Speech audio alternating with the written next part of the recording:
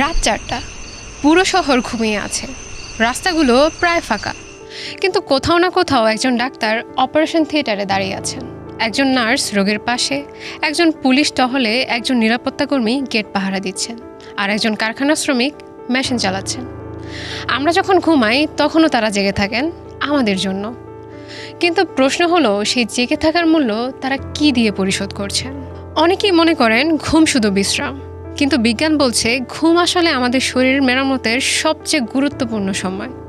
আমরা যখন ঘুমিয়ে থাকি তখন মস্তিষ্ক নিজেকে পরিষ্কার করে, সারাদিন জমে থাকা বর্জ্য সরিয়ে দেয়, ক্ষতিগ্রস্ত কোষ মেরামত করে, স্মৃতিগুলো গুছিয়ে রাখে, রোগ প্রতিরোধ ব্যবস্থা শক্তিশালী করে। অর্থাৎ আমরা ঘুমাচ্ছি বলেই আমাদের শরীর কাজ করছে। কিন্তু একজন নাইট শিফট কর্মীর ক্ষেত্রে সবকিছু উল্টো হয়ে যায়।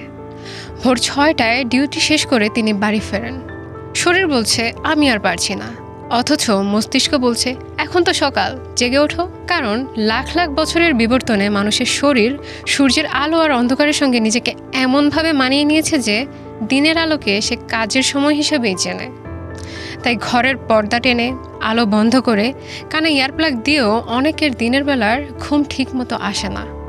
আর এই ছোট্ট সমস্যাটি ধীরে ধীরে স্বাস্থ্য ঝুঁকিতে রূপ নেয়।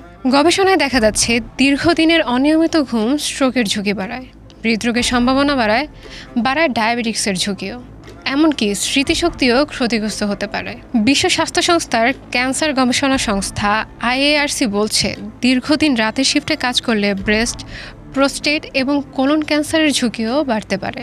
ভাবুন তো, এক রাত ঠিকমতো না ঘুমানোর পরেই যদি আমাদের মনোযোগ কমে যায়, মেজাজ খিটখিটে হয়ে যায়, তাহলে বছরের পর বছর এমন জীবন কাটানো মানুষের শরীরে কী প্রভাব পড়ে? তবে আশার খবরও আছে।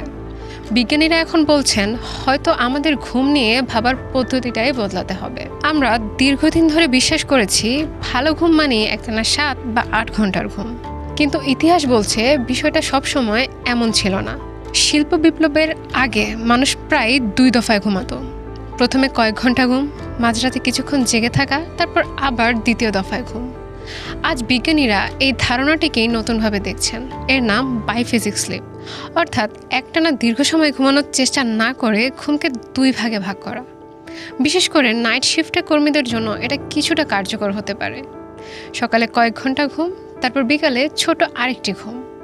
গবেষণায় দেখা গেছে মাত্র 20 থেকে 50 মিনিটের একটি ন্যাপও ক্লান্তি কমাতে, মনোযোগ বাড়াতে এবং দুর্ঘটনার ঝুঁকি কমাতেও সাহায্য করতে পারে। সবচেয়ে গুরুত্বপূর্ণ বিষয়টি হলো অনেক শিফট কর্মী দিনের বেলা একটানা ঘুমাতে না পেরে ভয় পেয়ে যান। তারা ভাবেন তাদের নিশ্চয়ই বড় কোনো সমস্যা হয়েছে। কিন্তু বিজ্ঞানীরা বলছেন হয়তো এটি রোগ নয়, হয়তো এটা আমাদের শরীরের স্বাভাবিক প্রতিক্রিয়া। তাই শরীরের সঙ্গে যুদ্ধ না করে শরীরকে বোঝার চেষ্টা করাই বেশি প্রয়োজন। কারণ যারা রাত জেগে আমাদের নিরাপত্তা, চিকিৎসা আর প্রয়োজনীয় সেবা নিশ্চিত করেন, তাদের সুস্থ থাকাটাও বর্তমানে সমান গুরুত্বপূর্ণ। রাতের শহরকে সচল রাখেন তারা। এবার হয়তো সময় এসেছে তাদের ঘুম নিয়ে আমরাও একটু ভাবি।